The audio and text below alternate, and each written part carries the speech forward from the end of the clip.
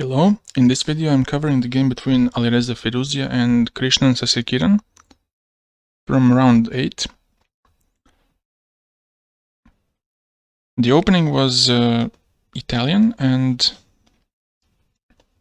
Krishnan tried to not play for the closed position like with d6, and he chose to go for d5 instead, to open up the position and to activate his pieces more. But the problem with this position is that e5 pawn is usually a problematic one, especially when the king is on g8 and black is not able to push f6 yet. So Alireza put pressure on the e5 pawn like rook e1, and after bishop g4, knight d2, knight b6, and now h3 is played. Bishop h5 and bishop b3. Here Sasikiran played king h8 to step away from the pin, so he could play f6 next. He could also take on d3 here, and after knight e5 to go to f5, after which the position is more or less equal. After this, rook a d8, queen e2. The position might be slightly better for white, but black's pieces are quite fine.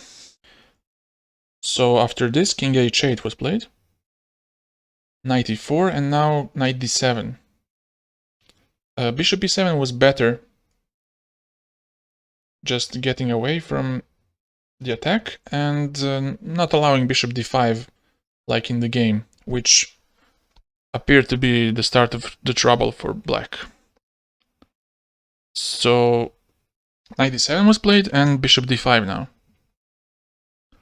And here black played f5. Tried to play aggressively, but instead of this, bishop d6 or bishop b6 was better, just to keep it more solid. And taking on c6 is not so dangerous because it leaves black with the bishop pair, and this weakness is still not relevant. But he plays f5 aggressively, and now knight eg5. And he plays h6 now. Here queen e7 was also possible, maybe even better than h6, because it gives up the exchange. So queen e7 would just keep the material on the board, but d4 looks awkward for black. That's why he tried to avoid this. And after this, he can just capture on e5. So he tried to mix up things a bit with h6, and Firouzja played knight e6, queen f6, and first he took on f8. Here he should play d4 instead. And when he takes, then to take on f8. And if rook takes, for example, then rook e6 is very strong. And after queen d8, takes, and after cd4, bishop d6 to take on h6, using the fact that bishop on h5 is loose.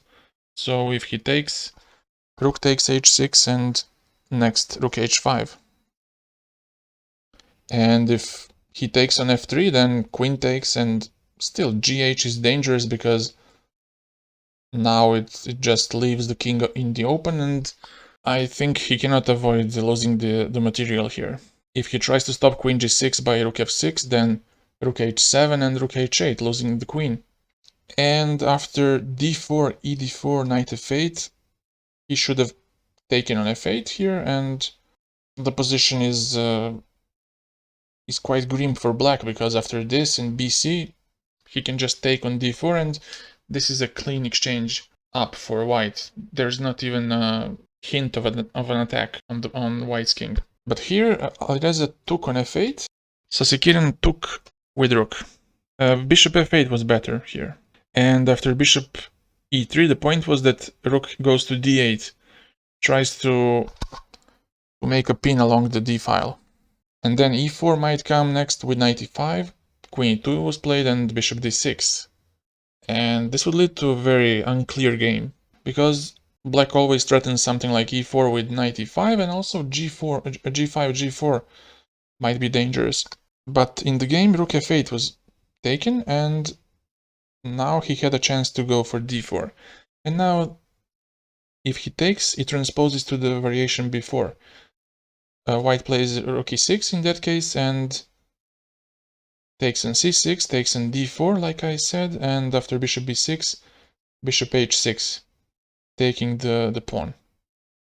He tries to complicate with e4 now, and now Firouzja takes.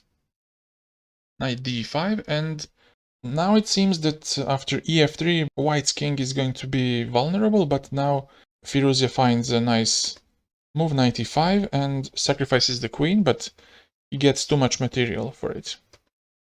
Now we get a fork, queen d8, and now first bishop c6. Because if he takes on f8 first, then black takes the bishop and defends his bishop on d1, and basically we have two rooks against the queen. While after bishop c6, we have a rook and two light pieces for a queen, which is much better. And after bc, bishop f4, developing the bishop and connecting rooks. Queen h4, and now he takes the pawn on c7. With queen h4, black wanted to not sit and wait. He wanted to make some counterplay.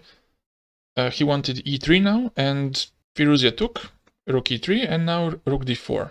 He tries to kick away the queen from h4, and queen e7 was played, bishop f4, and rook e2 now. b4, preparing some pawn push on the queen side, also hinting that he will play b5 at some point and create a c-passed pawn. Queen e8, and now rook f1. Queen e6, and white offers a trade with rook f2. And here he took on f2. Maybe it was better to keep the rook on the board, to not let queen get alone on the board, because queen alone cannot do much. Let's say rook e1, and after king h2 to play something like g5. Probably it's lost, but at least you have company for your queen. Instead, he took on f2, and he was hoping that he would capture on a2 and get some checks in return. But now bishop d2 covers everything nicely, and he goes back. c4 was played, and now a6, trying to stop b5. Bishop f4, queen e7, and now b5 comes.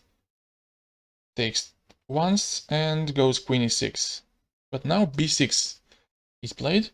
Now white has a b-passed pawn, which will very quickly be a decisive factor. Queen b3 now, and king g1. Now king escapes towards h2, and after g5, bishop d2, prepares rook b4 and b7 next. So now black tries to get closer with his pawns on the king side, but after rook b4, queen d1, king h2, black cannot capture the bishop because of b7, and there's no check. If he tries g3, that's just one check, and after f4 he would go back. And you can see that the knight on d7 is nicely covering e5 square. Rook is covering f4, so also the pawn on c5 is covering d6, so there's no check on this diagonal. Instead, he played g3 immediately, and after king g3, f4 was played with the trick that if he takes on f4, queen e1. But after f4, he goes king h2, and in this position, black resigned.